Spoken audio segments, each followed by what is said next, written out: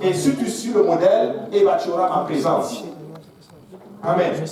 Maintenant, si on suit le modèle, nous avons la présence. Mais si nous ne suivons pas le modèle, nous allons manquer la présence de Dieu.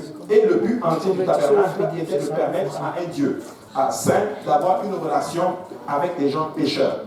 Amen. Mais cette relation n'allait pas fonctionner, comme je l'ai mentionné, seulement que si le peuple respectait correctement le modèle que le Seigneur leur avait montré. Amen. Alléluia. Et le tabernacle était le plan original de Dieu pour la relation. Et il préfigure tout ce qui vient plus tard dans la parole de Dieu, littéralement. En d'autres termes, en relation, lorsque nous sommes en relation avec le Seigneur, nous devons savoir qu'est-ce que Dieu aime, qu'est-ce que Dieu veut, pour pouvoir, en d'autres termes, avoir cette belle relation avec le Seigneur. Maintenant, on avait vu un tableau. Moi j'ai le tableau sur mon support, et on avait vu littéralement en notre thème que sur le plan vertical, il y avait ce qu'on appelle l'autel des holocaustes. L'autel des holocaustes, la cuve des reins et l'arche de l'alliance. Et si tu peux juste, voilà, peux-tu reculer encore?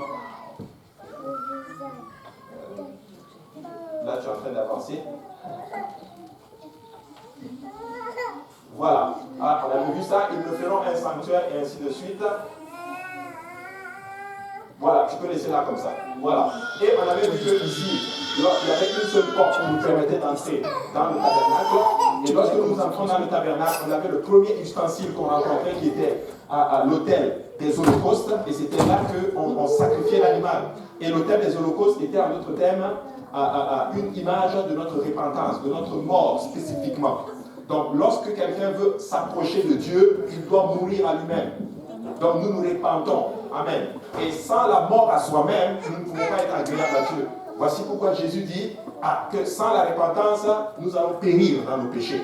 On doit mourir à nous-mêmes. Amen. Nous devons nous repentir. Et ici, l'autel des holocaustes, on l'avait étudié, c'était le symbole de la mort spécifiquement. Il sacrifie l'animal et il brûlait l'animal sur l'autel des holocaustes. Amen.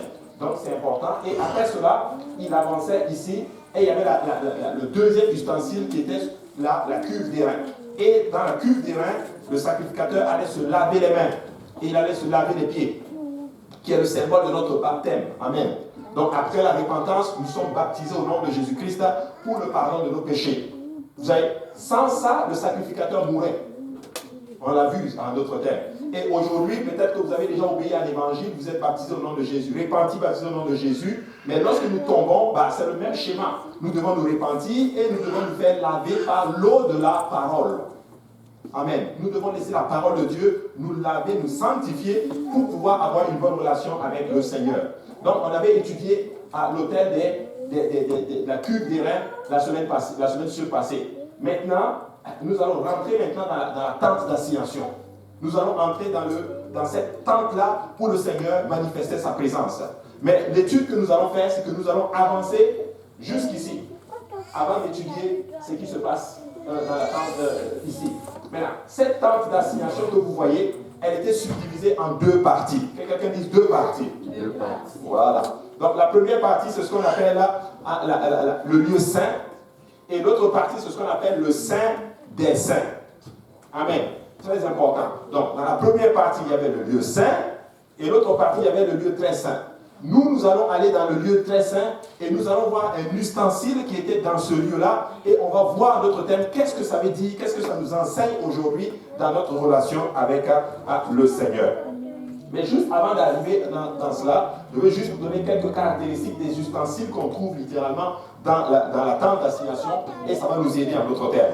Donc on a vu l'autel des holocaustes, c'est la repentance, la cuve des reins, c'est l'ensevelissement qui est le baptême d'eau, et l'arche de l'alliance que nous allons étudier aujourd'hui, c'est le symbole de la résurrection, le baptême qui est le baptême du Saint-Esprit. Et sur le plan horizontal, on avait le chandelier d'or, la table des pains des propositions et l'autel des parfums. Donc le chandelier d'or, c'était la seule source de lumière qu'il y avait dans la tente d'assignation, qui montre là que nous devons être une lumière. Nous devons témoigner. Nous sommes la lumière du monde. Notre vie doit être une lumière pour ce monde qui est perdu. Amen. Et l'autel des parfums représente en d'autres termes la prière. C'est des parfums de bonne odeur que nous donnons à Dieu. Lorsque nous prions, nous sommes en train d'élever des parfums, un parfum de bonne odeur à Dieu. C'est pour dire qu'un enfant de Dieu, pour avoir une bonne relation avec le Seigneur, il doit prier. Amen. Un enfant de Dieu qui ne prie pas, il est impuissant. Il est impuissant, il n'a pas de carburant spécifiquement et c'est difficile pour lui d'avoir une connexion directe avec le Seigneur.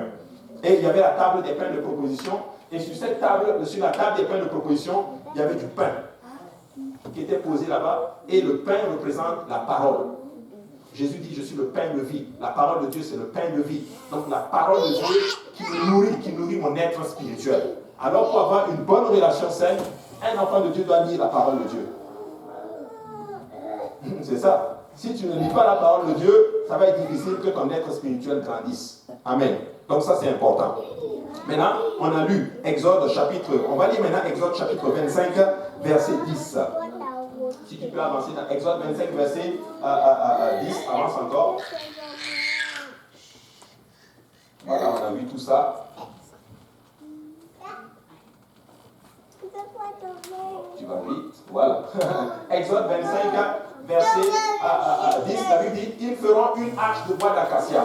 Hein? Sa longueur sera de 2 coudées et demi, sa largeur d'une coudée et demie, sa hauteur d'une coudée et demie. Tu la couvriras d'or pur, tu la couvriras en dedans et en dehors, et tu y feras une bordure d'or tout autour. Tu fondras pour elle 4 anneaux d'or, et tu la mettras sur ces 4 tu mettras à ces 4 coins 2 anneaux d'un côté et 2 anneaux de l'autre côté. Tu feras des barres de bois d'acacia, tu la couvriras d'or. Tu passeras les barres dans les anneaux sur les côtés de l'arche pour qu'elles servent à porter l'arche. Les barres resteront dans les anneaux de l'arche et n'en seront point retirées. Tu mettras dans l'arche le témoignage que je te donnerai. Tu feras un propitiatoire d'or pur. Sa longueur sera de 2 coudées et demi et sa largeur d'une coudée et demie. Tu feras 2 chérubins d'or, tu les feras d'or battu aux 2 extrémités du propitiatoire. Fais un chérubin à l'une des extrémités et un chérubin à l'autre extrémité. Vous ferez les chérubins sortant du propitiatoire à ces 2 extrémités. Les chérubins étendront les ailes par-dessus, couvrant de leurs ailes le propitiatoire et se faisant face l'un à l'autre. Les chérubins auront la face tournée vers le propitiatoire. Tu mettras le propitiatoire sur l'arche et tu mettras dans l'arche le témoignage que je te donnerai. C'est là que je me rencontrerai avec toi du haut du propitiatoire entre les 2 chérubins placés sur l'arche du témoignage. Je te donnerai tous mes ordres pour les enfants d'Israël. C'est une longue lecture que nous avons lue, mais ça résume ce que nous allons faire aujourd'hui. Donc nous allons étudier ce qu'on appelle l'arche de l'alliance. Voilà. Nous allons étudier l'arche de l'alliance. L'arche de l'alliance, c'était cet objet-là que vous voyez. Alléluia. Et on a parlé des 2 chérubins qui sont là. Et on devait faire des anneaux et on devait mettre des barres d'acacia pour pouvoir, notre terme, porter l'arche. Parce que le Seigneur avait dit que l'arche ne devait pas être portée par des chevaux, ou par exemple, ou par des animaux, ou par un chat, par exemple. Ça devait être porté par les sacrificateurs, les Lévites. Amen. On a étudié à notre thème. David a essayé de le faire en Jérusalem. On l'a mis dans un char. Uza a touché et Dieu a frappé Uza et Uza est mort. Comme quoi, quand ce n'est pas respecté, c'est la mort qui arrive. Donc l'arche a été le premier ustensile où Dieu a donné des instructions pour sa construction. Parce que c'était le meuble, c'était l'ustensile le plus important du tabernacle. Dans tout le tabernacle, le plus important, c'était l'arche de l'alliance. Parce que c'était là que Dieu manifestait sa présence. Et c'est sur cet ustensile que le sacrificateur arrosait le sang des expiations, et cela une fois par an. Donc, à une fois par an, le sacrificateur allait prendre l'animal expiatoire, on allait prendre de son sang, et il allait traverser, aller jusque dans le lieu très saint, et il allait asperger le sang ici, comme vous voyez. Vous voyez, il a un bol avec du sang, et il allait asperger le sang ici. Et lorsque le sacrifice était fait comme il se doit, le Seigneur manifestait sa présence. Et le Seigneur manifestait sa présence où? Il manifestait sa présence entre les 2 chérubins. Donc, pour montrer ici que la présence de Dieu, lorsqu'on voulait la voir, on devait respecter, en d'autres termes, le plan. J'en reviens aussi encore, je vais le redire encore une fois. Et s'il y a beaucoup de frustration dans la chrétienté aujourd'hui, c'est parce que les gens ne font pas exactement ce que la parole de Dieu demande. Amen. C'est important de comprendre ça. Maintenant, c'est à partir de cet ustensile que la voix audible de Dieu a été entendue. C'est là que sa présence Shekinah résidait entre les deux chérubins. Essaie d'avancer un peu. Voilà. Et maintenant, nous allons maintenant voir l'arche avait plusieurs noms. Attends un peu, voilà. L'arche avait plusieurs noms. On l'appelait l'arche de l'Alliance. On l'appelait aussi l'arche du témoignage. Il était appelé l'arche du Seigneur. Il était appelé l'arche de Dieu. Il était appelé la Sainte Arche. Il était aussi appelé l'arche de ta force. Et l'arche représente 4 choses. Donc cette boîte-là que vous voyez représentait 4 choses. La première chose, c'est quoi? C'est qu'elle représente le trône de Dieu sur la terre. En d'autres termes, c'était la présence de Dieu, c'était là spécifiquement. Donc ça représentait le trône de Dieu sur la terre. Deuxième point, la présence de Dieu au milieu de son peuple. Comme Dieu a voulu être au milieu de son peuple, Dieu manifestait sa présence quelque part. Et ce quelque part, c'était où? Eh bien, c'était sur cette arche-là. Amen. Et le troisième point, ça représentait quoi? La gloire de Dieu qui est révélée par la vraie adoration. Lorsque l'adoration était faite comme il se doit, un bon sacrifice agréable à Dieu est donné, Dieu manifeste sa présence. Tout ça pour dire ceci, mes frères et sœurs. Nous sommes un peuple qui aimons la gloire de Dieu. Nous aimons la présence de Dieu. Mais permettez-moi de vous dire que la gloire de Dieu ne va pas tomber dans nos assemblées. La gloire de Dieu ne va pas tomber dans nos vies. Si nous ne faisons pas les choses comme il se doit, par exemple. Je vais me permettre de jouer là, je vais porter la casquette du pasteur et puis je vais parler. Alléluia. Vous savez, des fois, je viens souvent ici. J'arrive. Des fois, excusez-moi, des fois, ça m'arrive par mauvaise planification. Des fois, j'arrive à 30. Des fois, j'arrive à 30, il est 30. Et des fois, il est même 31. Mais par exemple, la chorale, ils sont encore en train de répéter. Ça, ce n'est pas bon. À 30, plutôt, pas à 30, j'arrive à 19h, ou des fois, j'arrive à 19h05. 19h10, ils sont en train de répéter. Non, à 19h, il faut commencer la prière. Parce que sans la prière, la gloire de Dieu ne tombe pas. Et j'ai remarqué ça, dès qu'on me voit arriver, ouf, tout le monde arrête. Et puis là, on fait maintenant la réunion de prière ici, alléluia. Non. Il faut commencer la prière à 19h00, comme ça on a les 30 minutes de prière, nous chargeons bien l'atmosphère spirituelle, et lorsque le dirigeant de chant commence, paf, la gloire de Dieu tombe. Alléluia. Qui aime encore le pasteur en vous? Alléluia. Mais Dieu va nous aider. Amen. Donc c'est important de comprendre cela. Et que lorsque nous faisons ces choses-là, Dieu va manifester sa présence. Donc la plénitude de la divinité, ça représente aussi la plénitude de la divinité qui est révélée en Christ. Et tout ce que l'arche était à Israël dans l'Ancien Testament, Jésus-Christ l'est dans le Nouveau Testament. Il l'est pour son Église. L'arche, c'était la prunelle des yeux d'Israël. L'arche, c'était littéralement Dieu spécifiquement pour Israël dans l'Ancien Testament. Mais nous sommes dans le Nouveau Testament. Jésus-Christ est notre arche.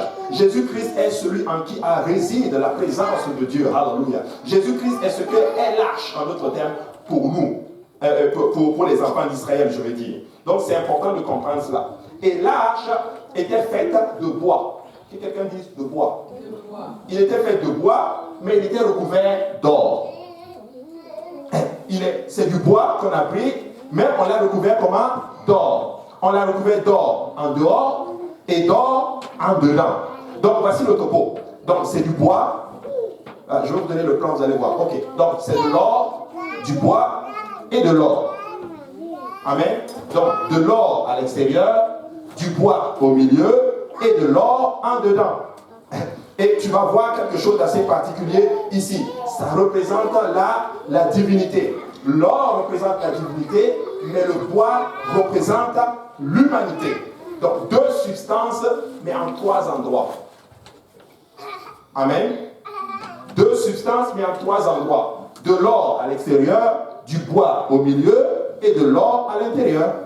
Donc, bois et or, mais deux substances, donc l'or et le bois, mais en 3 endroits. Ça fait du sens? Je n'ai perdu personne. Tout le monde est avec moi encore? Donc c'est important. Ça représente quoi? La divinité spécifiquement. Alléluia. Un seul Dieu, mais qui a joué quoi? Qui a joué 3 rôles. Amen.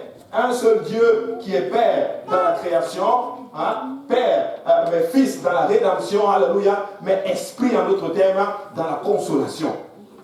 Alléluia. Donc quand tu étudies bien l'arche, tu te rends compte que ça ne parle uniquement que du Seigneur Jésus-Christ. Ça ne parle que de ce grand Dieu-là qui a tout laissé pour venir sauver sa créature. À l'intérieur de l'arche de l'Alliance se trouvait ce qu'on appelle la loi, les 10 commandements. Maintenant, juste pour revenir un peu à l'or. L'or, il y avait de l'or à l'extérieur, mais il y avait aussi de l'or à l'intérieur. Qu'est-ce que ça veut dire? Ça veut dire que la sanctification dont nous parlons, elle se fait comment? À l'extérieur, mais aussi à l'intérieur. Beaucoup disent, mais vous enseignez seulement qu'on doit, c'est l'extérieur seulement. Non, non, non, nous n'enseignons pas ça du tout. Nous enseignons que lorsque nous nous sanctifions, nous devons sanctifier l'extérieur, mais nous devons aussi sanctifier quoi? L'intérieur. Alléluia. Si je prends un verre, par exemple, cette bouteille, je mets beaucoup de déchets à l'extérieur. L'eau à l'intérieur est pure, hein? Mais il y a beaucoup de déchets à l'intérieur. Je viens te dire, ma soeur, tiens, bois. Même si l'eau est pure, tu ne vas pas la boire. Parce que l'aspect est déjà, ça te répugne. Donc nous sanctifions l'extérieur pour attirer. Maintenant, mais si je prends l'extérieur est propre, mais l'intérieur est sale, puis je mets de l'eau là-dedans, je dis, ma soeur, tiens, vas-tu l'accepter? Non. Mais si l'intérieur est propre, l'extérieur est propre, il y a de l'eau pure là-dedans, hey, c'est avec joie que tu prends cette bouteille et tu la bois. C'est ça un enfant de Dieu. Et le monde veut boire des vrais enfants de Dieu. Pas ceux-là qui sont propres à l'extérieur, mais à l'intérieur, c'est mauvais. Ou pas ceux qui essaient de sanctifier, disent, je vais sanctifier l'intérieur, mais à l'extérieur, c'est pas du tout bon. Nous sommes appelés à être propres à l'extérieur, à être sanctifiés à l'extérieur, mais aussi à l'intérieur. Donc à l'intérieur de cette arche-là, il y avait les 10 commandements. Et du point de vue de Dieu, il ne pouvait pas avoir la loi qui avait été violée. Pourquoi? Parce que ce lieu était en d'autres termes recouvert de sang. Amen. Maintenant, ça c'est l'arche. Alléluia. Ça c'est l'arche. Et sur l'arche, il y avait un couvercle. Vous voyez le gauche et le droit, on appelle cela le propitiatoire. Que quelqu'un dise le propitiatoire. Voilà. Quand le sacrificateur entrait, je vais expliquer cela. Ali est en feu aujourd'hui. Voilà, voilà. On va supposer que ça c'est l'arche de l'alliance. Et quand le sacrificateur entrait dans sa tunique comme ceci, hein, il rentrait dans le lieu très saint, avec du sang. Amen.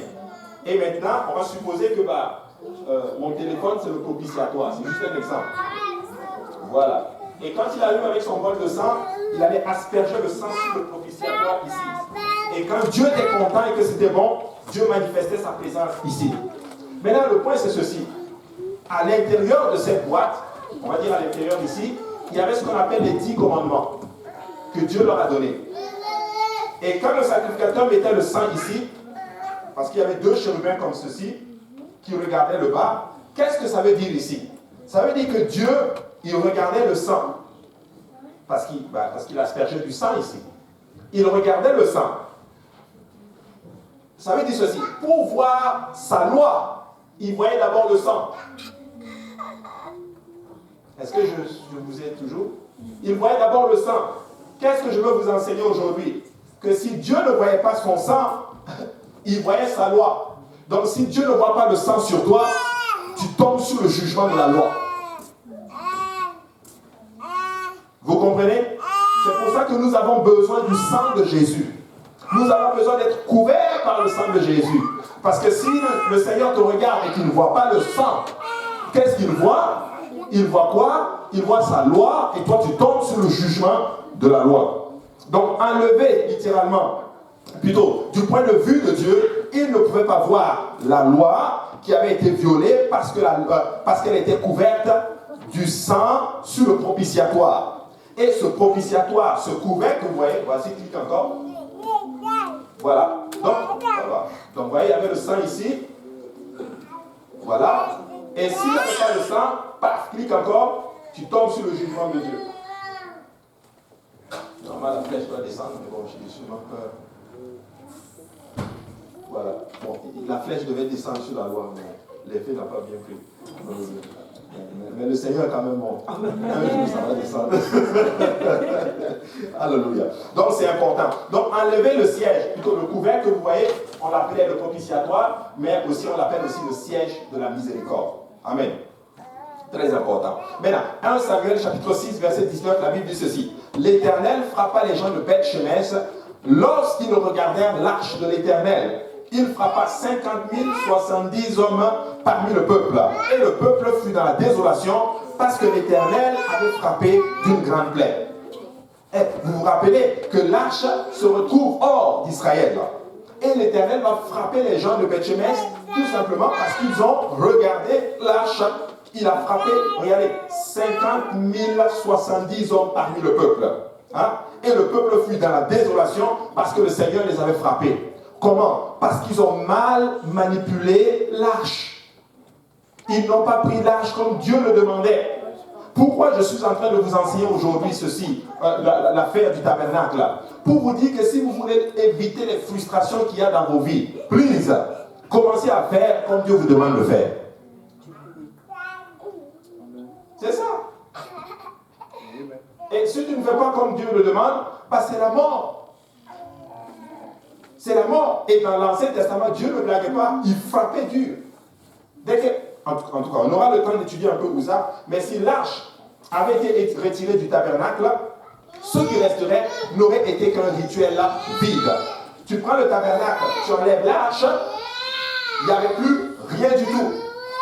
Il n'y avait absolument plus rien du tout. Parce que Khalil est décidé. Alors, il n'y avait plus absolument rien du tout. Donc, c'est important, mes frères et sœurs, que l'arche soit où? Dans le tabernacle. Sans arche, c'est juste du rituel vide. Amen. Très important. Et Dieu s'est assis littéralement sur ce siège de la miséricorde. Dieu s'est assis sur le siège de la miséricorde. Il était spécifiquement le Seigneur, quand il prenait l'arche, le propitiatoire, on peut dire que Dieu était assis dessus. Le siège de la miséricorde. Parce que c'est là qu'il manifestait quoi? Sa présence. Alléluia. Voici pourquoi nous ne pouvons pas essayer de simuler la présence de Dieu. Ça va venir que lorsque nous nous consacrons. Ça va venir lorsque nous nous mettons à chercher réellement sa face. Ça va venir lorsque nous allons commencer un autre thème à faire ce que la parole de Dieu nous demande. Mais si nous essayons de simuler la présence de Dieu, comme certains essaient de simuler la présence de Dieu, ça va être juste, tout simplement, on va juste se tromper nous-mêmes. Il y a des endroits qui simulent la présence de Dieu en augmentant par exemple le volume du son. D'autres vont éteindre les lumières et mettre de la fumée pour simuler la présence de Dieu. Mais oui, il y a des églises comme ça. Mais nous ne voulons pas être ce peuple-là. Nous voulons même arriver à cette place, mes frères et sœurs, que lorsque le dirigeant de chant commence, même s'il n'y a pas d'instrument de musique, la gloire de Dieu tombe.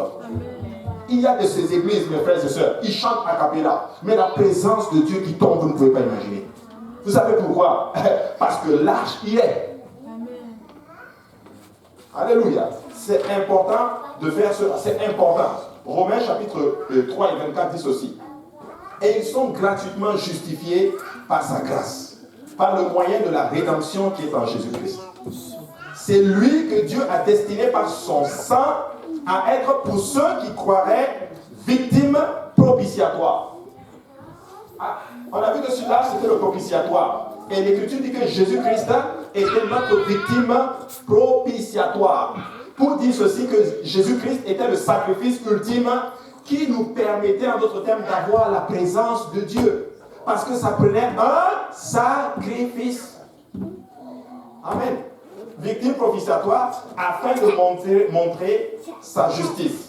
Parce qu'il avait laissé impunis les péchés commis auparavant, au temps de sa patience, afin, dis-je, de montrer sa justice dans le temps présent de manière à être juste tout en justifiant celui qui a la foi en Jésus-Christ. En Jésus. Waouh! Par la grâce de Dieu, par le sacrifice, Jésus-Christ était notre victime propitiatoire. Oh, je rends grâce à Dieu que mon Dieu ait payé le prix pour moi. Pas que moi je meure. Parce qu'il y a des religions qui demandent à leurs adeptes de mourir. Comme quoi ils vont avoir par exemple des vierges. Mais non, il n'y a pas de vierge au ciel. Qu'on se dise la vérité. Jésus l'a dit. Jésus a dit quand on sera au ciel, on sera comme des anges. Mais oui, les pharisiens sont allés voir Jésus. Toi, tu dis qu'il n'y a pas de résurrection. Qu'est-ce qui va se passer? Jésus dit, mais vous n'avez rien compris. Vous ne comprenez pas la puissance de Dieu. Qu'est-ce qu'il dit? Il est en train de dire que quand nous allons mourir, quand on va aller au ciel, toi et moi, là, on sera comme des anges. Ton épouse sera ta soeur. C'est pour ça que les bisous, là, je profite de faire ça. Amen. Et ma vie acclame le Seigneur. Amen. Je parle des hommes mariés et des femmes mariées.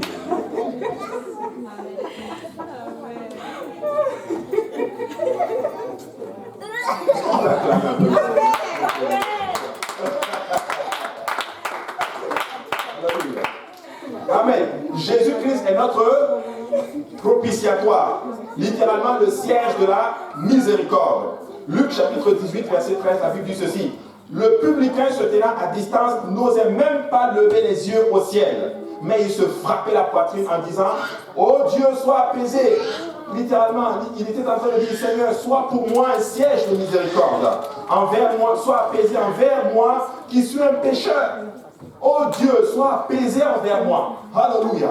Oh, que Dieu soit apaisé envers nous, mes frères et sœurs. Et je vous dis, je peux vous annoncer une belle nouvelle. Dieu est apaisé. Le sacrifice a été donné et nous avons quoi? La miséricorde du Seigneur. Alléluia.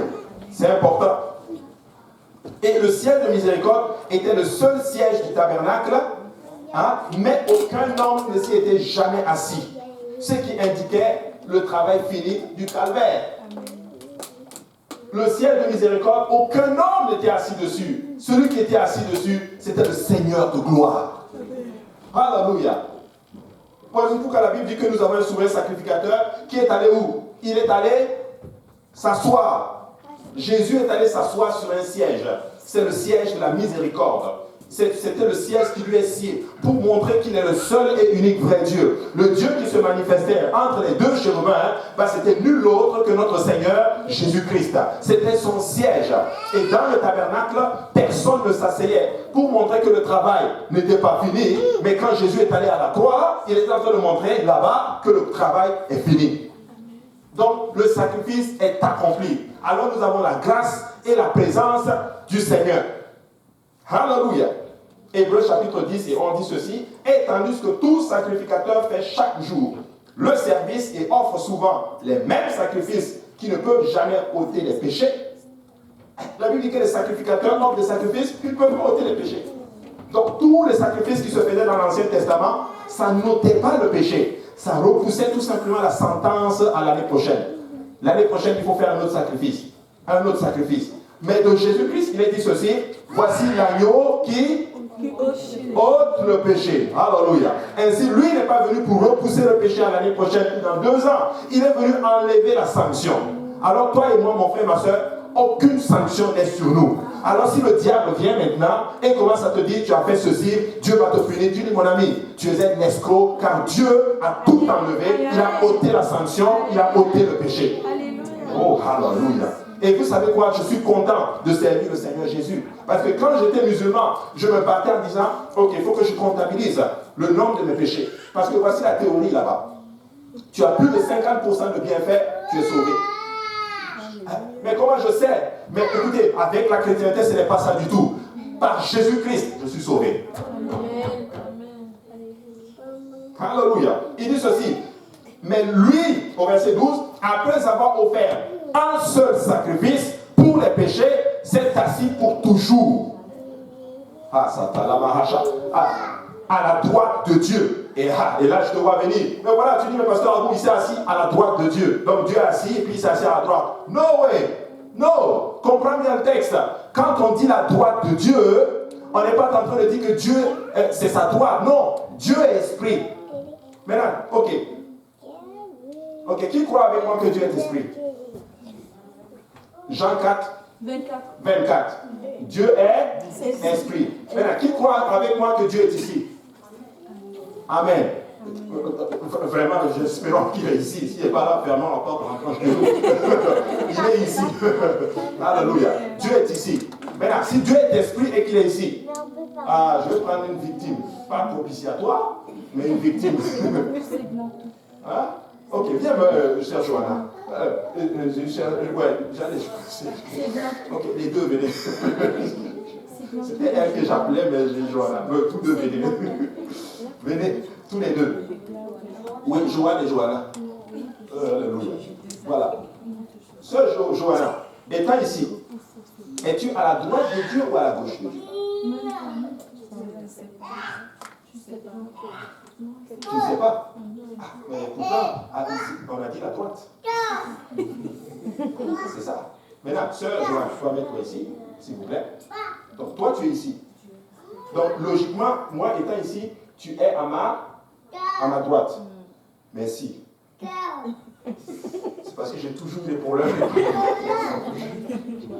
Et toi, tu es à ma gauche. Mais moi, je peux dire, mais Dieu étant esprit qui remplit l'univers, quand on dit elle est à la droite, on n'est pas en train de dire une droite physique. La droite de Dieu représente sa puissance, représente sa gloire, littéralement. Voici pourquoi, c'est là qu'est venu en d'autres termes le terme bras droit. Pour dire en d'autres termes, ma puissance. Ainsi, si elle est ici et qu'elle est ici, personne n'est à la droite ni personne n'est à la gauche de Dieu. Non. Mais quand on dit la droite de Dieu, ça représente quoi? La puissance et la gloire de Dieu. Donc Jésus-Christ est allé s'asseoir dans toute sa gloire et dans toute sa puissance. Quand un juif dit la droite de Dieu, il est en train de dire la gloire de Dieu. C'est les synonymes en fait. Donc au lieu de dire la gloire de Dieu, il va dire la droite de Dieu. Au lieu de dire la puissance de Dieu, il va dire la droite de Dieu. Mais que représente la gauche? La gauche représente les œuvres de Dieu. Le juif, pour parler des œuvres de Dieu, il va dire la gauche de Dieu. C'est pour ça que nous, aujourd'hui, lorsque nous lisons le texte, les gens ont souvent tendance à dire, voilà, ceux qui prêchent la Trinité vont dire, voici, non, Jésus-Christ est allé s'asseoir dans toute sa gloire. Amen. Donc Dieu étant esprit, tu ne sais même pas où est sa droite. Vous comprenez? Donc quand vous comprenez la droite de Dieu comme ceci, vous comprenez l'unicité. Merci beaucoup mes sœurs. Alléluia. Et c'est important. Dieu n'a pas une droite physique. Amen. La droite de Dieu, c'est sa puissance et sa gloire. Très important de comprendre ceci. Alléluia. Donc il s'est assis. Et quand la Bible dit qu'il s'est assis, ça veut dire que le travail est fait et le travail est fini. Alléluia. Jean chapitre 19 et 30, l'Écriture dit ceci.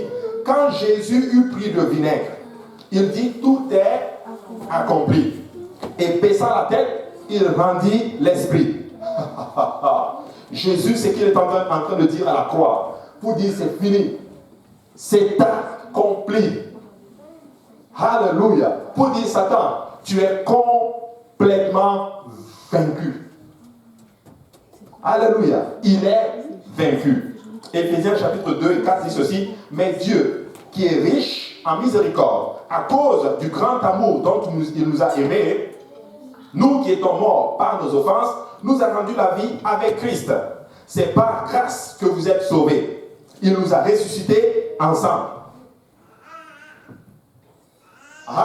Il nous a ressuscités ensemble et nous a fait asseoir ensemble dans les lieux célestes en Jésus-Christ. Bon, je suis en train d'enseigner, je ne sais pas si vous me suivez, mais moi, quand j'ai vu ça, j'étais heureux. C'est le mot asseoir ensemble. On dit qu'il est allé s'asseoir et que le travail est fini. Et il est allé s'asseoir où? Sur le siège de la miséricorde. Mais il dit que quand il nous a ressuscités, on est allé s'asseoir avec lui. Lis bien le texte. Il nous a ressuscités ensemble et nous a fait asseoir ensemble dans les lieux célestes en Jésus-Christ. Donc Jésus-Christ étant sur le ciel de la miséricorde, il est assis avec toi et moi. Peut-être que tu n'y es pas physiquement là-bas, là, mais spirituellement, c'est déjà écrit. Tu es assis avec Christ. Alors nous sommes destinés où? À aller au ciel, dans le temple, dans la présence totale du Seigneur. Si du moins tu es en Christ. Parce que c'est en Christ que nous sommes assis dans les lieux célestes. Et nous entrons en Christ comment? Par la repentance, le baptême au nom de Jésus, le baptême du Saint-Esprit et en marchant bien sûr dans la sanctification. C'est spirituel. Ta position en Christ en ce moment, tu es dans le lieu, tu es dans le tabernacle de Dieu en ce moment-là. Tu sais, tu me vois là assis en train de prêcher, mais en réalité, je suis assis avec Christ. Oh, et quand tu comprends cela, tu es en train de comprendre littéralement que wow, boy, si j'écoute le diable, je suis en train de me faire avoir. N'écoutez pas Satan. Écoute, tu ne peux peut-être pas lui fermer la bouche, mais tu peux fermer tes oreilles et écouter Jésus-Christ. La Bible dit que je suis assis avec Christ. Amen. Quand j'ai vu ça, j'étais un homme heureux. Je n'avais pas vu les Écritures comme ceci. Ensemble avec lui. Et si nous sommes assis là où Jésus est assis, alors nous sommes assis en présence de la gloire de Dieu. Alléluia, la Shekinah. Hein? Cela est parfaitement logique, car nous sommes remplis du Saint-Esprit qui est l'Esprit de Dieu. Tu sais, le mot Shekinah signifie simplement celui qui habite. Il réfère à Dieu, il manifeste visiblement la présence de Dieu parmi son peuple. Quand on dit la Shekinah de Dieu, on est en train de dire la gloire de Dieu parmi son peuple, la présence de Dieu parmi son peuple. Et cette gloire, elle est en toi par le Saint-Esprit. Psaume, chapitre 80, verset 1 et 2 dit ceci: au chef des chantres, sur les lits lyriques d'Azaph, prête l'oreille, berger d'Israël. Toi qui conduis Joseph comme un troupeau, parais dans ta splendeur, toi qui es assis sur les chérubins. Je ne sais pas si vous me comprenez. Quand les Juifs disent assis sur les chérubins, ils sont... C'est l'arche en fait. Parce qu'on a vu qu'il y avait deux chérubins, n'est-ce pas? Et comme dit celui qui est assis là, il est en train de dire qu'il est assis. Waouh! Je ne sais pas comment je vais vous l'expliquer. Ok, je vais quand même vous l'expliquer, ça vient tomber dans mon esprit. Vous savez, les rois, les dignitaires de ce monde-là, vous allez remarquer, on le voit beaucoup plus chez les Africains. Comme on aime trop le pouvoir. Tu vas voir un roi africain là, avant, il a son siège, et sur son siège, il y a peut-être deux animaux ici. Un animal ici, un animal ici. Ou un lion ici, un lion ici. C'est une façon de... C'est un symbole de pouvoir, de puissance. Vous savez où est-ce qu'ils ont pris ça? Ils ont pris ça ici. Mais oui. Parce que Dieu se déplace toujours avec deux anges. Pas toujours, mais souvent quand tu vas dans la Bible, il sera toujours avec deux anges. Mais oui. Quand il est allé voir Abraham, il était avec qui? Avec deux anges. Amen. Deux anges. Il y a toujours deux anges. C'est comme deux chérubins à côté pour montrer la gloire. Et quand Jésus a ressuscité, les femmes courent pour aller voir le tombeau. Le jour où il a ressuscité, quand Marie se tourne, elle regarde dans la grotte, qu'est-ce qu'elle voit? Deux anges. En fait, Jésus était couché, là il avait ressuscité, mais quand elle regarde, elle voit un ange ici, un ange là, un ange à sa gauche, un ange à sa droite. Pour nous, ça a l'air simple, mais laisse-moi te dire qu'elle était en train de voir l'image la plus familière d'Israël. C'est l'arche de l'alliance. Un ange ici, un ange là, et Dieu au milieu. Jésus-Christ n'est personne, il est nul autre. Il est tout simplement le Jéhovah de l'Ancien Testament qui s'est manifesté dans la chair, alléluia, pour la rédemption de l'homme. Alléluia. Et quand tu comprends ça en d'autres termes, personne ne peut te tromper parce que la vie éternelle consiste à le connaître, lui le seul vrai Dieu. Et celui qui a été envoyé, Jésus-Christ. L'apostolique comprend que celui qui a été envoyé, c'est Dieu lui-même qui est venu. Amen. C'est important. Psaume, plutôt Exode, chapitre 29 et 43 dit ceci: je me rencontrerai là avec les enfants d'Israël, Et ce lieu sera sanctifié par ma gloire. Entre les deux chérubins, il dit, je vais me rencontrer avec les enfants d'Israël. Et ce lieu sera sanctifié comment? Par sa gloire. Exode 40 et 35.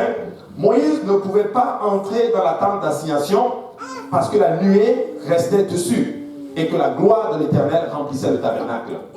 Dieu, à un moment donné, a manifesté sa gloire dans le tabernacle. La gloire était tellement intense que Moïse ne pouvait pas y entrer. Tu imagines, tu arrives un jour ici à l'église, la gloire de Dieu est tellement là que tu restes dehors, tu ne peux pas y entrer. Que Dieu fasse qu'un jour, nous arrivons à cet endroit-là. Que la présence du Seigneur se manifeste. Alléluia. Que c'est difficile pour toi de rester. C'était ça la présence de Dieu. Pourquoi? Parce qu'ils avaient respecté à la lettre tout ce que Dieu avait dit. L'agneau pour le sacrifice devait être parfait. Le sacrificateur devait faire une certaine préparation. Se laver, porter les vêtements, donner des sacrifices, prendre le sang, arriver à la cuve de rein, se laver, pour que Dieu manifeste sa présence. Maintenant, regarde le point. 2 Chroniques 7 et 2. Les sacrificateurs ne pouvaient entrer dans la maison de l'Éternel, car la gloire de l'Éternel remplissait la maison de l'Éternel. Vous comprenez? Regardez ceci. Dans le tabernacle, Moïse, le grand Moïse, qui parlait avec Dieu, ne pouvait pas y entrer. Lorsqu'ils ont compris le temps, la gloire de Dieu était forte que les sacrificateurs ne pouvaient pas y entrer. Maintenant, je vais vous dire quelque chose. Dis, pasteur, dis quelque chose. C'est puissant ce qui se fait ici. Moïse ne peut pas y entrer. Les sacrificateurs ne peuvent pas y entrer. Mais dans le Nouveau Testament, la gloire de Dieu habite en toi. Amen. Par le Saint-Esprit. Le grand Moïse ne peut pas entrer dans le tabernacle parce qu'il y a trop de gloire. Les sacrificateurs ne peuvent pas entrer parce qu'il y a trop de gloire. Mais le Dieu Tout-Puissant dans le Nouveau Testament dit, ok, moi je viens habiter en toi. Nous sommes privilégiés. Ne regardez pas l'Ancien Testament en disant, oh, moi j'aurais voulu être dans le temps de Moïse. Moïse est au ciel, il a dit, moi j'aurais voulu être dans ton temps. Mais oui! L'homme ne pouvait pas entrer dans la gloire de Dieu, mais dans le Nouveau Testament, la gloire de Dieu est en nous par le Saint-Esprit. Voici pourquoi je ne comprends pas quelqu'un qui ne peut pas recevoir le Saint-Esprit. On va prier plutôt pour le Saint-Esprit. Non! Écoute, ce que nous avons, la Bible dit que les anges plongent leur regard pour regarder dans le livre d'Hébreux. Parce que nous sommes privilégiés. Amen. Nous sommes privilégiés. Vous savez, quand on comprend toutes ces choses-là, rien ne peut nous ébranler. Absolument rien. Absolument rien ne peut t'ébranler. Parce que je suis la prunelle. Il est en train de me dire, tu es la prunelle de mes yeux, mon frère, mon fils. J'ai donné ma vie pour toi. J'ai sacrifié pour toi. Je suis, malgré tes défauts, je viens habiter en toi. Oh, Satala Mahasha. Écoute, Moïse, là, c'était l'homme le plus patient qu'il y avait sur la face de la terre. Mais toi et moi, on est colérique. Toi et moi, on est impatients. Mais Dieu dit, je viens quand même habiter en toi. Gloire à Dieu. Alléluia. Jean 1, 14 dit ceci. Et la parole a été faite chair. Et elle a habité parmi nous, pleine de grâce et de vérité. Et nous avons contemplé sa gloire. Cette gloire que les sacrificateurs ne pouvaient pas voir. Cette gloire que Moïse lui-même ne pouvait pas voir parce qu'elle était forte. L'Écriture nous dit dans 1 Jean que nous, on l'a contemplé. Il est venu en chair. C'est puissant ce qui se fait dans le Nouveau Testament, mes frères et sœurs. Mais nous sommes devenus tellement qu'on prend tellement tout pour acquis, on ne comprend pas en notre terme les vérités, les puissances spirituelles qui se passent là-dessus. Frères et sœurs, écoutez-moi bien. Le temps dans lequel nous sommes, le temps de grâce, la Bible dit que les anciens de l'Ancien Testament ont fait de ce grand salut l'objet de leur investigation. Mais il leur fut révélé que ce n'était pas pour eux.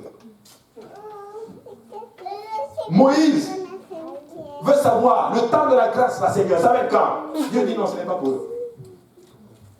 Ce n'est pas pour eux, ce n'est pas pour vous. Le grand Moïse veut parler en langue comme toi. David, Abraham, Jacob, les grands de l'ancien, ils veulent parler en langue. Mais Dieu dit non, non, non, gars, ce n'est pas pour vous. J'ai un peuple qui arrive. Il y aura un gars là-bas qui s'appelle Abou. Il y aura un gars là-bas qui s'appelle Tidja. Il y aura un gars là-bas qui s'appelle Sipa. Pas un gars, une fille qui s'appelle Sipa. Ce sont mes enfants. Je les ai préparés. J'ai préparé ça pour eux. Et ils vont parler en d'autres langues et ils vont refléter ma gloire.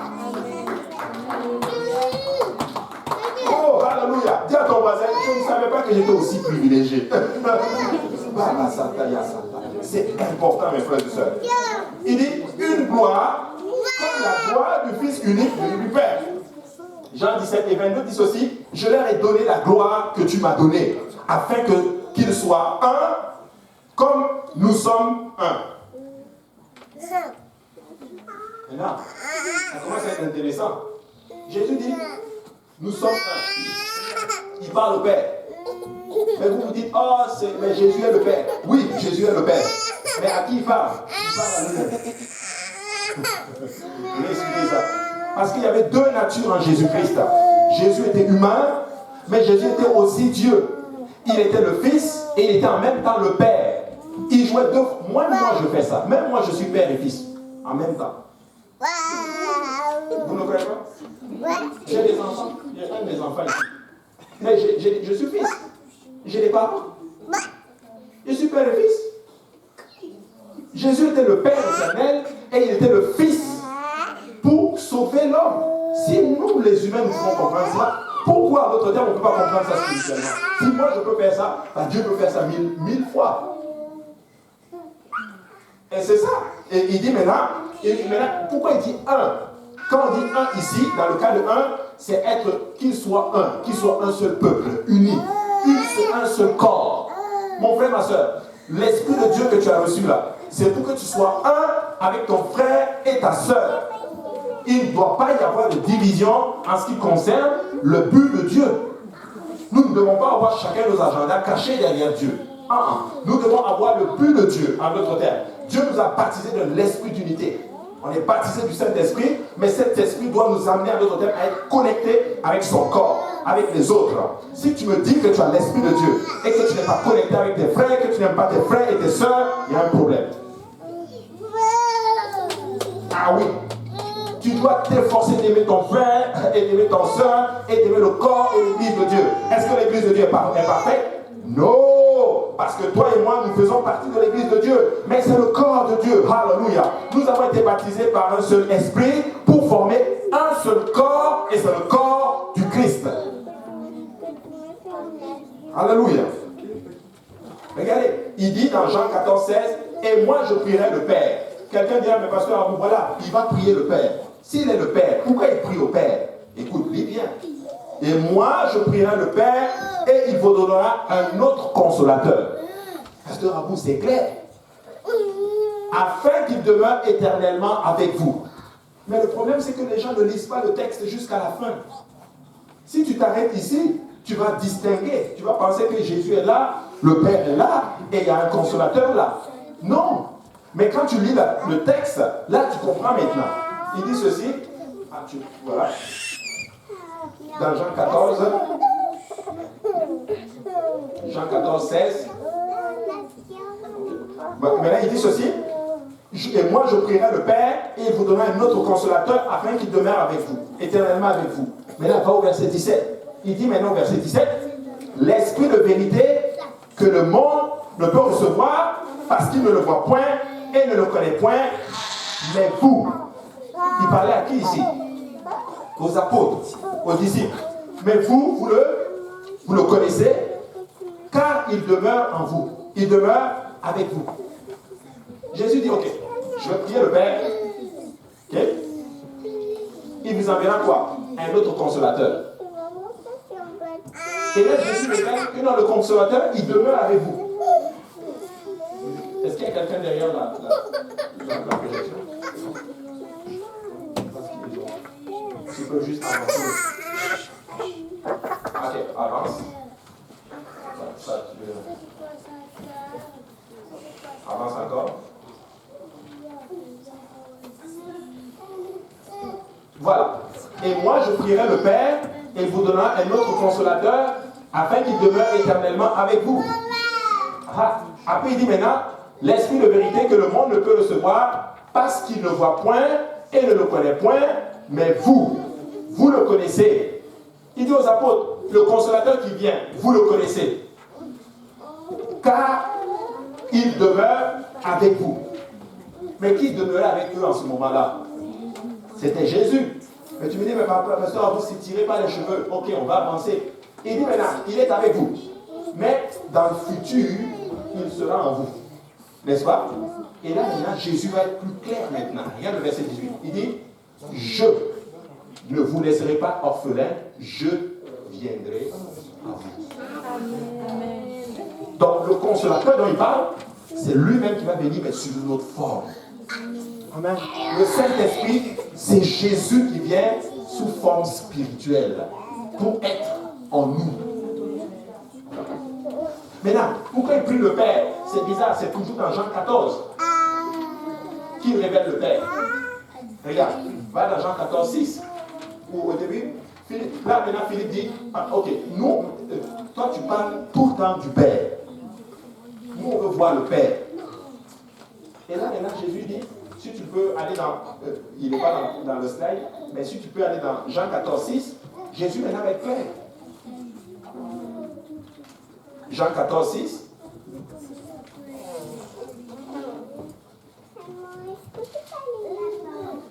Regarde, Jean 14, 6, il dit ceci. Voilà. Plutôt, excuse-moi, Jean 14, 3. Pardon.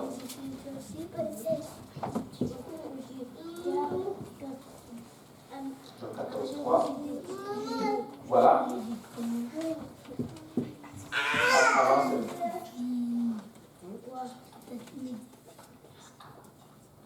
Voilà. Attends, non, c'est dans Jean 14 au verset 1, je pense. Juste.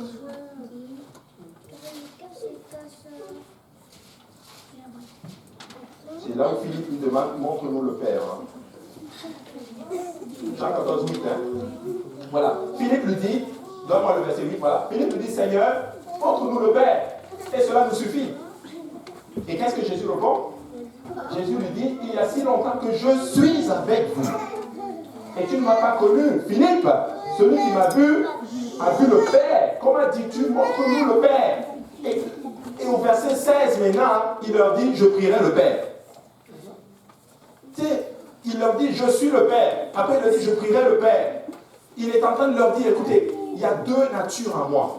Ok, je suis votre Père spirituel, je suis votre Dieu, celui qui vous a créé. Mais je suis aussi en chair. Je suis venu accomplir ce que les prophètes ont prophétisé dans l'Ancien Testament. Tu vois, c'est pour ça que les apôtres, tous ces 3 années après avoir étudié avec Jésus, ils sont sortis de là, ils n'ont rien compris. Beaucoup d'entre eux ne croyaient même pas que Jésus avait ressuscité, jusqu'à ce qu'ils le voient. Comment tu comprends cela? Tu es avec le meilleur des enseignants, dans la meilleure université, 3 ans, mais tu sors de là complètement, tu as échoué le coup. Ils sont sortis 3 ans d'enseignement, ils n'avaient pas compris qui était Jésus. Si après Thomas arrive, mais on dit à Thomas, le Seigneur est venu ici. Thomas dit, si je ne le vois pas, je ne crois pas. Mais il a passé tout leur temps à leur dire, mais je vais ressusciter. En fait, ils n'ont pas cru. Ils n'ont pas cru. Parce que s'ils avaient cru, le 3e jour, tous les apôtres étaient dans le tombeau. Il nous a dit qu'il va ressusciter. Vrai ou faux? Mais qui était là-bas? Juste Marie. Marie de Marie. Les femmes. Vraiment les femmes, je vous tire mon chapeau. Et c'est ça ou pas? Et on dit qu'on croit. Vous savez, des fois, on pense qu'on croit. Mais nous ne croyons pas réellement. Tes œuvres démontrent que tu crois. Quand tu as la foi, tu agis. Si tu avais la foi que Christ va ressusciter, alléluia, tu es devant le tombeau puis tu attends. J'attends mon Seigneur. Alléluia. As-tu la foi que Dieu va faire quelque chose dans ta vie? As-tu la foi qui va performer dans ta vie? Lève-toi et vis pleinement pour le Seigneur. Lève-toi et vis totalement pour le Seigneur. Alléluia. Fais ce que Dieu te demande de faire. C'est pour toi de lui montrer que tu as la foi qu'il va le faire. Alléluia. C'est important. Mais j'ai bientôt fait ouf. Il me reste beaucoup de textes. Ok, bon, voilà. Et vous comprenez, le Père, c'est Jésus. Amen. Romains 6, 4 dit ceci. Nous avons été ensevelis avec lui par le baptême en sa mort, afin que Christ ait ressuscité des morts par la gloire du Père. De même, nous aussi, nous marchons en nouveauté de vie. Alléluia. 2 Corinthiens 6, 4 et 6. Car Dieu qui a dit la lumière brillera au sein des ténèbres a fait briller la lumière dans nos cœurs pour resplendir la connaissance de la gloire de Dieu. Où ça? Sur la face de Christ. Donc il est en train de dire que quand tu vois Christ, tu vois la gloire de Dieu. Le texte est clair. Il dit, nous portons ce trésor dans les vases de terre, afin que cette puissance, cette grande puissance, soit attribuée à Dieu et non pas à nous. La gloire de Dieu. Et quand Dieu t'utilise pour faire quelque chose, ne prends jamais le crédit.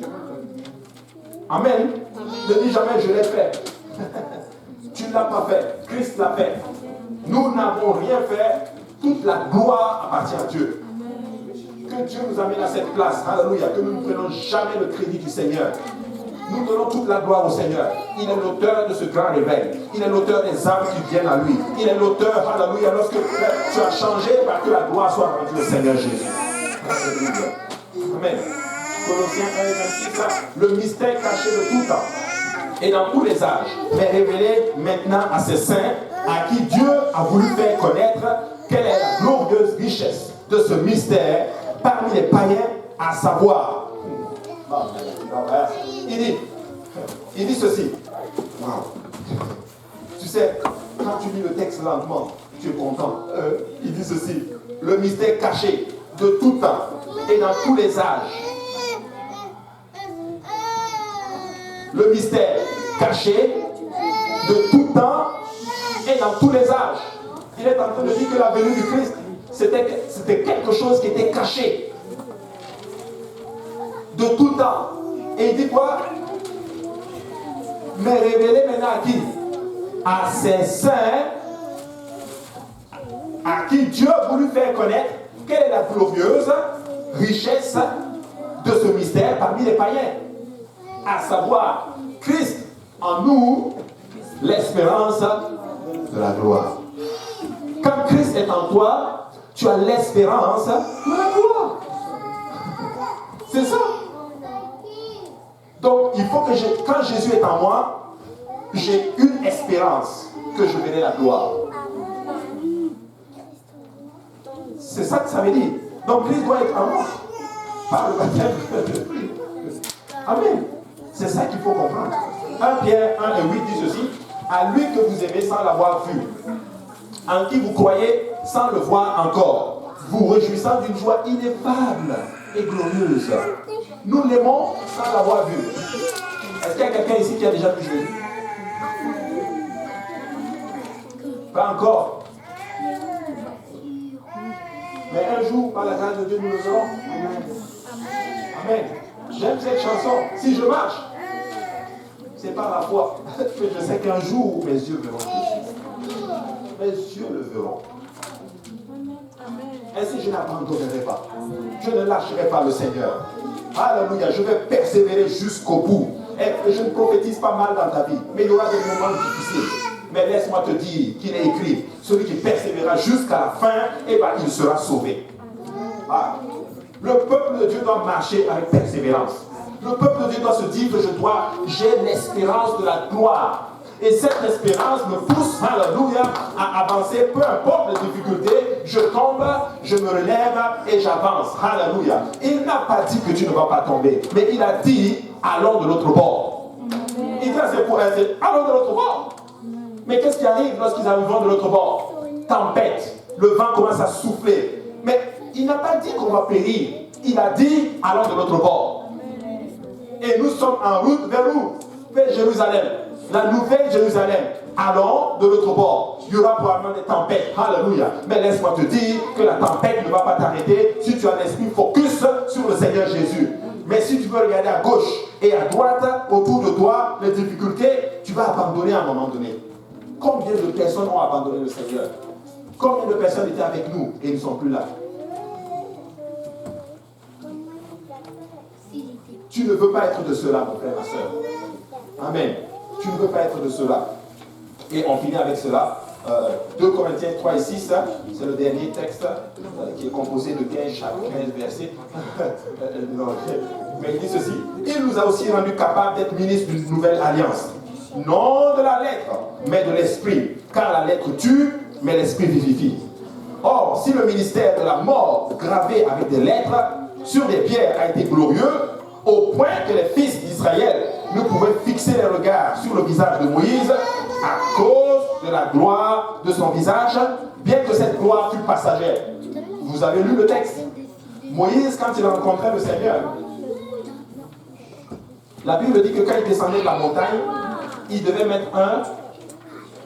Vous avez lu ça, n'est-ce pas? Il devait mettre quoi? Un voile. Parce que la gloire de Dieu était tellement sur son visage que tu ne pouvais pas le regarder en face. Il devait mettre un voile. Et la Bible dit que cette gloire était passagère. Et il dit ceci maintenant, c'est ce que Corinthiens dit. Combien le ministère de l'Esprit ne sera-t-il pas plus glorieux? Si le ministère de la condamnation était glorieux, le ministère de la justice est de beaucoup supérieur en gloire. Et sous ce rapport, ce qui a été glorieux ne l'a point été, à cause de cette gloire qui lui est supérieure. En effet, si ce qui est passager a été glorieux, ce qui est permanent est beaucoup plus glorieux, est bien plus glorieux. Ayant donc cette espérance, nous usons d'une grande liberté et nous ne faisons pas comme Moïse qui mettait un voile sur son visage pour que les fils d'Israël ne fixassent pas les regards sur lui, sur la fin de ce qui était passager. Mais ils sont devenus durs d'entendement, car jusqu'à ce jour, le même voile demeure quand ils font la lecture de l'Ancien Testament. Et ils ne se lèvent. Ils ne se lèvent pas parce que c'est en Christ qu'il disparaît. Vous comprenez ce qu'il est en train de dire ici? Il est en train de dire ceci. La gloire de Moïse, qui était passagère sur Moïse, Moïse mettait un voile. Ok? Et maintenant, il explique que ce voile, à cause de la dureté de leur cœur, ils ont gardé ce voile.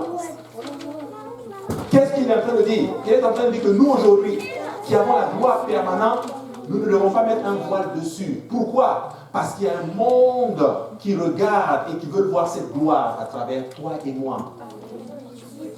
Ne devenons pas aussi tellement religieux, mes frères et sœurs, que nous ne voyons pas. Vous savez, des fois, je vais me lâcher, je vais me le dire. Vous savez, des fois, nous, apostoliques, des fois, on est tellement religieux qu'on ferme la porte. Et les gens ils ne veulent pas venir vers nous. Eux, ils sont trop sanctifiés. Je ne m'approche pas d'eux, il est trop sanctifié. Le voile. Tu as mis un voile sur ta gloire. Écoutez, nous devons être sanctifiés, mais attirer les gens. On doit aller vers les gens. Amen. Tu es sanctifié, non, moi je ne m'approche pas d'eux. Eux, ils sont souillés. Hein? Non, ils ne sont pas souillés. Nous, on est souillés, mais sanctifiés par Jésus. On a la grâce. Donc, on doit aller vers les gens. Amen. On doit des fois faire des concessions. Pour faire, Paul l'a dit, je te fais avec les faibles pour gagner les plus faibles. C'est ça, non? C'est ça. Des fois, il faut juste à un moment donné faire des concessions pour gagner. Je n'ai pas dit qu'il faut baisser les standards et puis commencer. Non, ce n'est pas ce que j'ai dit. Mais je dis qu'on doit développer de la sagesse pour gagner le plus grand nombre. Alléluia. Et c'est le thème. On va terminer, levons-nous tous ensemble. Il dit ceci, jusqu'à ce jour, quand on lit Moïse, un voile est jeté sur les cœurs. Et Paul explique maintenant aux Corinthiens que ce voile, il ne quitte que lorsque tu es en Christ. On en revient toujours à Jésus-Christ. Si tu n'es pas en Jésus-Christ, tu peux être en Jésus-Christ aujourd'hui. Parce que le voile, il est ôté lorsqu'on est en Jésus-Christ. En Jésus-Christ, nous sommes assis dans les lieux célestes. En Jésus-Christ, nous avons la gloire de Dieu. En Jésus-Christ, nous avons la paix de Dieu. En Jésus-Christ, nous avons la grâce et la puissance de Dieu. Mais lorsque les cœurs se convertissent au Seigneur, il dit maintenant que le voile est ôté. Or, le Seigneur, c'est l'Esprit. On retourne encore dans le milieu. Il dit, or le Seigneur. De quel Seigneur parle-t-il? Jésus. Il aurait pu écrire, or le Seigneur Jésus. C'est l'Esprit. Et regarde bien, l'Esprit, il l'a mis avec E majuscule. Il faut dire que, or le Seigneur Jésus, là, c'est le Saint-Esprit aussi. Amen. Et là où est le Seigneur, du Seigneur. Et là où est l'esprit du Seigneur, là est l'esprit, est la liberté. Amen. Là est la liberté. C'est pour ça que nous sommes libres dans la maison du Seigneur. Amen. Nous n'avons pas peur de sauter pour le Seigneur. Amen. Pour danser pour le Seigneur. Alléluia. Nous n'avons pas peur de crier. Alléluia. Là est la liberté. Alléluia. Amen. Permets à personne de museler ton adoration. Tu veux crier pour Dieu, crie pour Dieu. Amen. Tu veux sauter pour Dieu, saute pour Dieu. Amen. Danser comme David pour Dieu, danse pour Dieu. Parce que Amen. là est l'esprit, où est l'esprit de Dieu, là est la liberté. Amen. Alléluia. Il dit, nous tous qui avons le visage découvert, contemplons comme dans un miroir la gloire du Seigneur. Nous sommes transformés en la même image de gloire en gloire, comme par le Seigneur l'Esprit. Amen. Il dit, je suis transformé. Nous sommes en train de devenir comme Christ. Alors, tout ceci pour te dire ceci. À la fin, là, j'ai une belle nouvelle pour toi. Je sais à qui tu vas ressembler à la fin. Si tu suis le plan, tu vas ressembler à Jésus. Amen.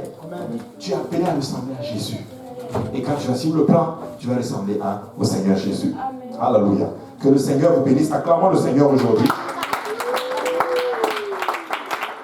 Frères et sœurs, je vais encore revenir à ce plan-là. Suivons le plan. Suivons le plan. S'il dit prie, prie. S'il dit répands-toi, répands-toi. S'il dit viens dans la maison du Seigneur, viens dans la maison du Seigneur. Si on dit lire la parole, il faut lire la parole. Suis juste le plan. Et tu vas voir ce que Dieu va performer dans ta vie. Amen. Amen. Gloire à Dieu. Que le Seigneur vous bénisse. On va juste prier pour clôturer. Père éternel, nous te rendons grâce, nous te bénissons. Merci pour la parole qui est sortie. Je prie que cela trouve une place dans nos cœurs, qu'elle germe, qu'elle produise des fruits, que ces fruits nous conduisent à la vie éternelle. Seigneur, ce soir, je prie que ta parole nous aide à grandir et à de plus en plus ressembler à toi, Seigneur Jésus, car nous voulons faire partie des élus lorsque la trompette va sonner. Aujourd'hui, Seigneur, alors que nous avons parlé de ta parole, je prie, Seigneur, mon Dieu, que les œuvres de l'ennemi soient maintenant anéanties dans le puissant et glorieux nom de Jésus-Christ, et que toute l'honneur et la gloire te soient données. Au nom de Jésus, nous prions. Nous disons tous au nom de Jésus. Alléluia. Salut votre voisin et voisine. Alléluia. Dites-lui que le Seigneur te bénisse.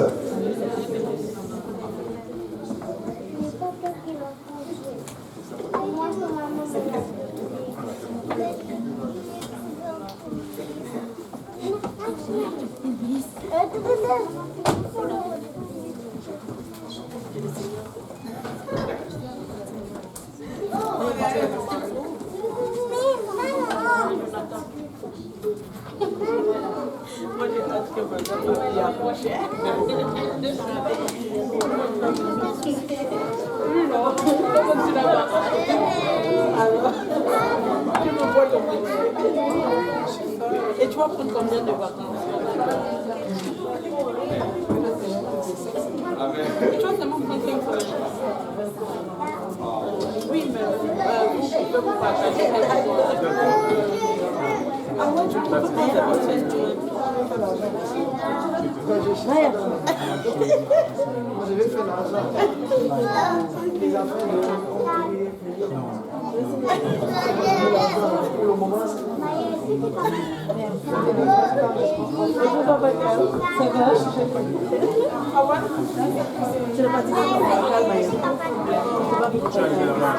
Mais quand tu